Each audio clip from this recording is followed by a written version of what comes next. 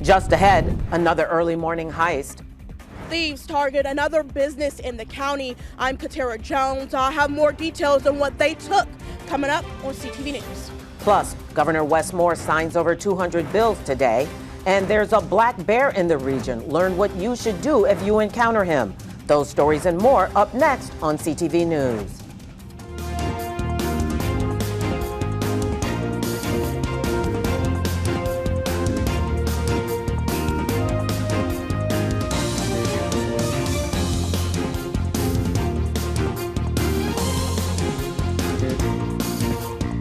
Good evening, I'm Mariah Jalad with a CTV News update. The county reports yet another robbery at a convenience store. This time, the incident happened on the 7000 block of Annapolis Road in Landover Hills. That's where we find CTV's Katara Jones with more on this developing story. Police say thieves broke into this store, known as the 512 Food Mart in Landover Hills, early this morning. And as you can see behind me, there is shattered glass and a broken front door. Surveillance video shows the robbers using a car to break into the front door and window of the store. Some of the suspects are seen going into the store, and moments later, a car pulls an ATM machine out, and the ATM was then loaded into the car. This incident joins a growing list of convenience stores being targeted by thieves. As we reported yesterday, several 7-Eleven stores were robbed on Tuesday across the county. And Council member Crystal Oriatha has proposed a bill known as the Late Night Business Safety Plan, which, if passed, would address safety and security concerns at businesses that operate late night across the county. Yeah, so this plan is really giving us the opportunity to work with certain businesses that we know are open late during critical hours. We've really seen a rise in our carjackings, rises in incidents happening at some of these establishments. And what we want to do is not pick a one-size-fits-all, but say each business should have a plan. They work with the police department to develop a plan that makes sense for their business to make it safe for the residents here in Prince George's County. And specifically, what type of businesses are you guys looking at? So gas stations, these convenience stores, the tobacco stores, where we've been seeing an increase in crime and late night activity. We know that we need to step in and hold the businesses accountable as well. A lot of these business owners don't live in the communities that they're serving. And so we say, if you're going to do business in our community, make sure that you take the steps to make sure you're creating the safest environment possible. I spoke to the owner of the 512 Food Mart, and he didn't want to talk on camera, but what he did say is that his business is still open to the public. Now, anyone with information on today's robbery is asked to contact Prince George's Police. Katara Jones, CTV News. The late night business safety bill has been sent to the Committee of the Whole. No word yet on when that committee date will be. Well, there's a black bear in town. The Maryland Department of Natural Resources is actively tracking a bear that's been spotted in the D.C. area. Early this morning, residents reported seeing the bear in Hyattsville near 38th and Longfellow Street. Hyattsville police are telling residents to take precautions. We want to make sure that no one's approaching a bear if they see one. We don't want to have the bear get startled and have an encounter with one of our residents. Secondly, we'd recommend that you call us. We could come to the area and help blocking off the area until we could get someone out that could potentially deal with the animal. Police are also recommending that residents secure all trash and not leave any food outside. And Unified Command cleanup crews share their plans to clear the piece of the Key Bridge that currently traps the Dolly container ship underneath. And that plan involves explosives. In this animation, you can see how crews plan to insert small explosive devices in the piece of steel. Those explosives will go off simultaneously, creating cuts, breaking apart the section, and sending the pieces into the river. After that, the dolly will be unpinned from the wreckage. Officials say the use of explosives in this case is safer, faster, and cheaper than other removal methods. There's no word on when the demolition will take place, but Unified Command says they plan to set out notice 48 hours before. And it's the last day for early voting for Maryland's primary election. More than 117,000 voters across the state took advantage of early voting, including 17,000 voters in Prince George's. If you didn't make it to the polls before 8 tonight, you'll have to wait for the official primary day, May 14th. And the heated battle for the U.S. Senate seat isn't the only race happening in Prince George's County. The school board has 15 candidates in 5 districts vying to take a seat on the school board. District 1 incumbent David Murray faces 3 challengers. There are 22 schools in his district. School board member Shayla Adams Stafford is running unopposed in District 4, which holds 27 schools. In District 5, there are 4 candidates, including current member Zipporah Miller, 18 schools in that district. District 7 incumbent Kenneth Harris II faces 2 opponents with 19 schools, and District 8 school board representative Madeline Frazier faces 2 challengers, and that's the largest school district with 28 schools. And the president of the Montgomery County Board of Education makes an appearance in front of Congress to testify during a hearing on anti-Semitism in K-12 schools. The district is under federal Title VI investigation and the subject of a civil rights complaint by the Zionist Organization for America for allegations of anti-Semitism, intimidation, and harassment. Board President Carla Silvestre defended the district in her testimony and said it imposes consequences for any hate-based behavior. Incidents of anti-Semitism and hate-based language are extremely important to me. With that in mind, I know the committee is aware of recent press reports and public complaints around anti-Semitic imagery, language, and vandalism in our district. Let me be clear. We do not shy away from imposing consequences for hate-based behavior, including anti-Semitism. Our policy is to initiate an investigation each time the school system receives a complaint or we witness particular anti-Semitic, hate-filled, or racist language or actions. Silvestre said the school system is making other efforts to combat anti-Semitism, like imposing mandatory hate-based training for all staff. And a federal lawsuit aimed at halting Maryland's elections has failed after a judge dismisses the suit. The lawsuit was filed by a Missouri-based nonprofit and a South Carolina resident. The parties alleged that the Maryland Board of Elections violated state and federal law by not maintaining accurate voter registration lists. They wanted elections halted until the alleged errors were corrected. The court rules that the plaintiffs lack standing to bring their claims, and the court therefore lacks subject matter jurisdiction. And Governor Wes Moore held his 3rd bill signing ceremony this morning. Among the measures getting the governor's signature is the Judge Andrew F. Wilkinson Judicial Security Act, which will protect the personal information of judges and their families, and the Enough Act, which addresses child poverty. One of the greatest drivers of hardship and heartbreak in our state is poverty,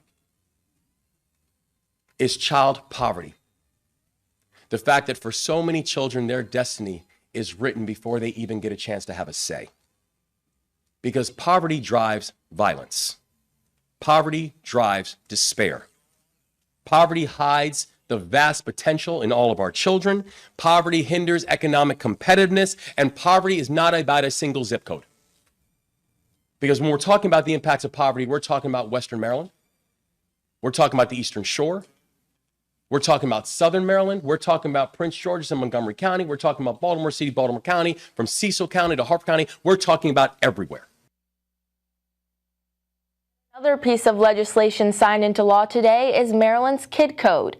The bill blocks tech companies from collecting certain data on children under 18 and from using addictive tactics like auto-playing videos and constant notifications. As more and more Marylanders are online every day, everyone is vulnerable. This year, we passed a series of bills to put safeguards in place to protect our most vulnerable consumers. We passed the Maryland Kids Code, sponsored by Delegate Jared Solomon, to require tech companies to design their online products with our children's privacy, safety, and wellness in mind. Governor Moore signed 275 bills into law today. He's expected to sign the controversial Juvenile Justice Reform Act into law at a bill signing ceremony later this month. The act allows offenders as young as 10 to be prosecuted or detained for certain offenses. And you're watching CTV News. Starting today, Hyundai and local police are hosting free anti-theft software events. If you have a Hyundai vehicle and you're worried about it being stolen, you may want to come down to Commander's Field. I'm Byron Scott. We'll tell you why coming up.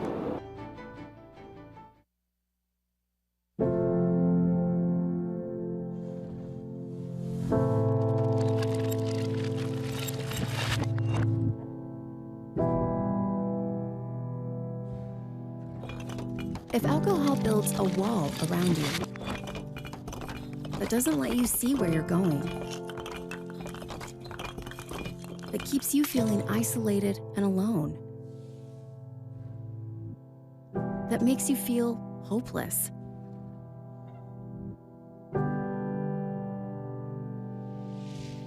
know this: we're here to help if you want us to. It's never too early or too late to ask for help with a drinking problem. Alcoholics Anonymous. There is a way out. For more information, visit aa.org and download the Meeting Guide app. The man accused of brutally attacking a senior in a parking lot now faces 18 years in prison. Officials say Julius Wright pleaded guilty to second-degree murder. Wright physically attacked 87-year-old Johnny Lee Shepard on Cherry Hill Road back in June of 2022. Shepard ultimately died a month later. The attack stemmed from damage to a car belonging to Shepard and Wright's then-girlfriend, Christina Felder.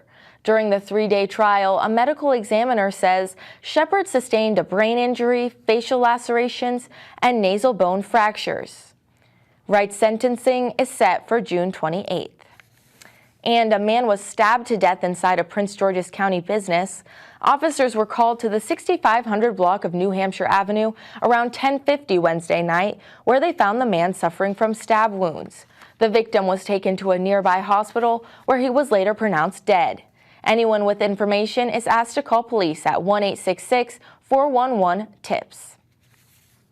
An automotive company, Hyundai, and the Prince George's police chief are teaming up to cut down on thefts of Hyundai vehicles. Byron Scott is at Commander's Field with the story. In the parking lot at Commander's Field, Hyundai vehicles line up for an anti-theft upgrade. We've seen days as big as 800 or 900 in some cities like Las Vegas and Houston, but we're built for an average about 300 or 400 a day here. So we hope to see at least 1,000 in the 3-day period that we're here. Today's event in Prince George's County, which coincides with one in Montgomery County, is the 4th Hyundai has held in the DMV. It is for Hyundai vehicles with a key ignition. Technicians download a software update. So there's no appointment necessary whatsoever. You just come see us here at Commander's Field or at the north location at Montgomery County Safety Headquarters. No appointment necessary, no cost whatsoever. We don't even need ID. All we need is the serial number of the vehicle to get things started. Everyone will receive a complimentary steering wheel lock. In terms of crime, thefts of Hyundais is a big problem, although Police Chief Malik Aziz says thefts of the vehicle in the county are down. The wave of Hyundai and Kia thefts began in 2021 and spread across the country.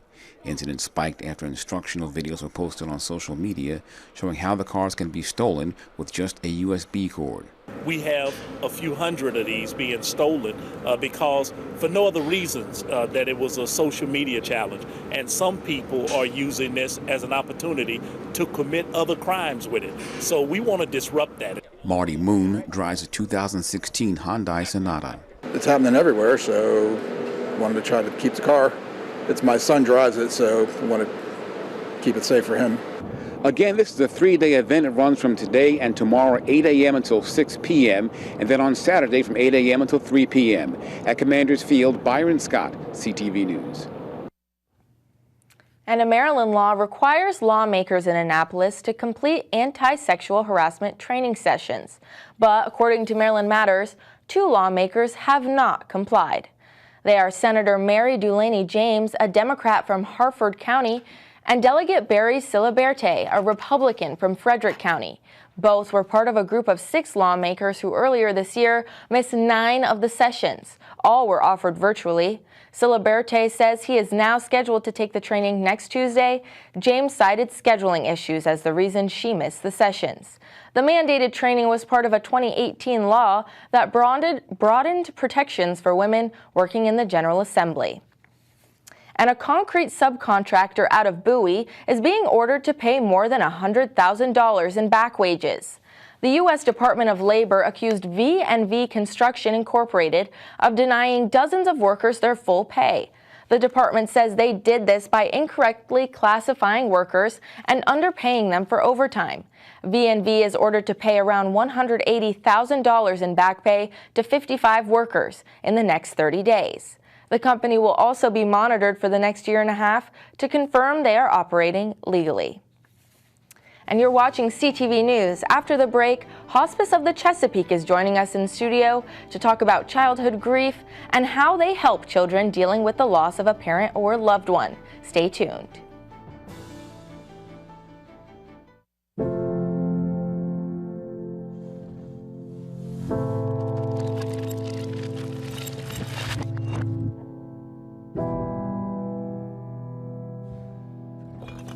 If alcohol builds a wall around you that doesn't let you see where you're going, that keeps you feeling isolated and alone, that makes you feel hopeless,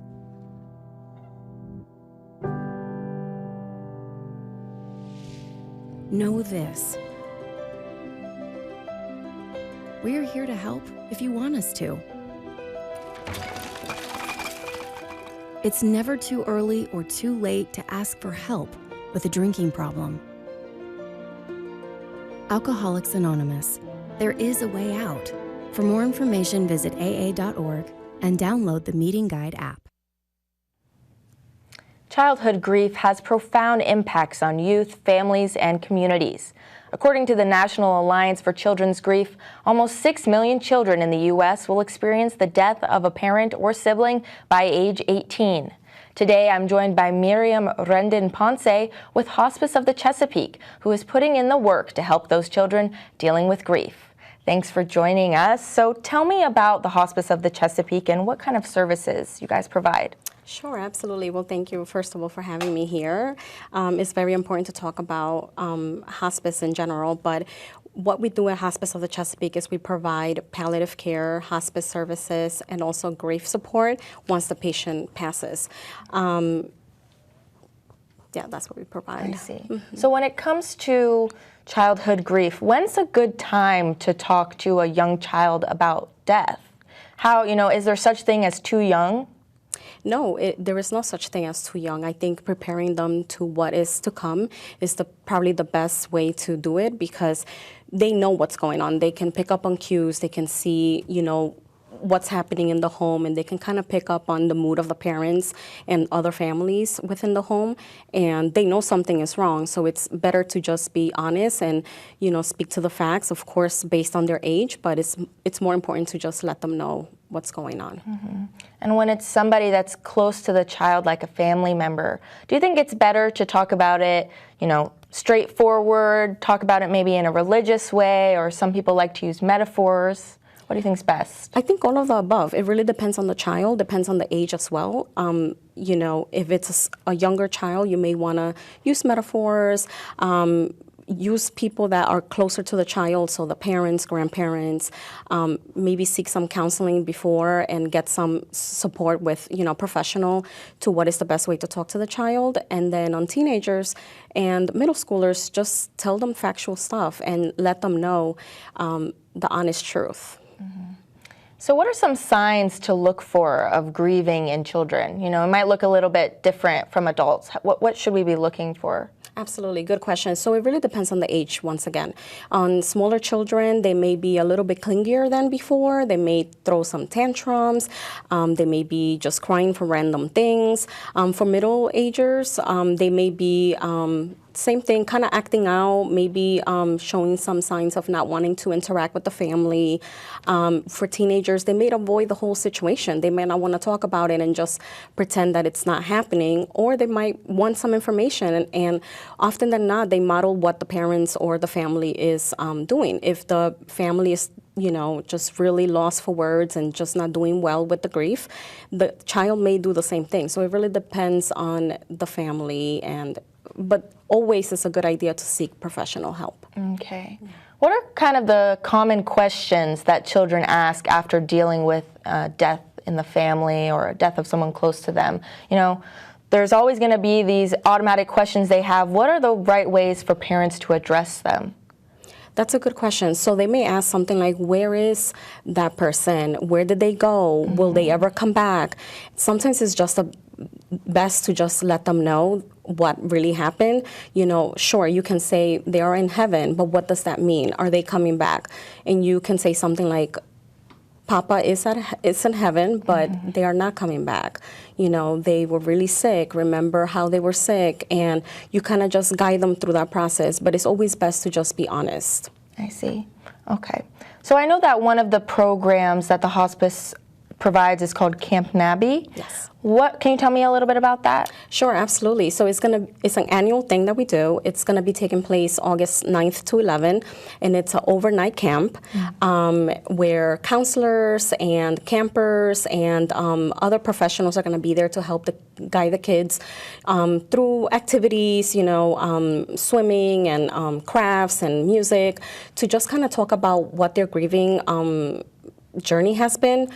Sometimes through play, kids just really open up. Right. They're not gonna come and tell you, this is what I'm feeling, but maybe just through play or music or just having a good time, when you ask them questions, they might open up and just kind of, especially if they're around other children that are also going through the same thing. And if someone was interested in participating, where would they go to sign up, or do you guys take volunteers? Absolutely. We definitely want some volunteers. We can take as many volunteers as possible. We have activities like helping out with the crafts or, even other activities. And then also we, always can use the help. And where does the camp take place? So this year is actually going to take place at the Arlington Echo in Millersville, Maryland. And you can register on our website. It is $100 to attend, and it is for kids from ages 6 to 18. But there are scholarships available, so even for someone that can't pay $100, there is scholarships available for them. That's great. Thank you very much for being here today. Thank you. Yes. And for more information on the Hospice of the Chesapeake and Camp Nabby, visit hospicechesapeake.org. And stick around. After the break, Simon Buggs has some girls lacrosse highlights. What's up, everyone? And coming up in sports, some highlights from the Duval versus Bladensburg girls lacrosse playoff game that took place yesterday, and a former Terp continues to try and make his NFL dreams come true. Stay right there. I'm Isai Morales. As an actor, I've played many roles, but right now I'm speaking to you as a proud Hispanic American. We need to protect ourselves from lung cancer. It's a leading cause of cancer death among Hispanic men and women. Growing up, I would hide my mother's cigarettes. Even as a child, I knew that smoking can cause cancer. So can just being around someone who smokes. But that isn't the only thing that causes this disease. Environmental factors like air pollution, chemicals, and even radon can also cause lung cancer. That's why we need to be better advocates for ourselves and our loved ones. If you're at risk, no matter your citizenship status, get screened for lung cancer. To learn more, speak with a healthcare professional or visit this website. Don't let the fear of lung cancer get in your way. Early detection is key. It could save your life.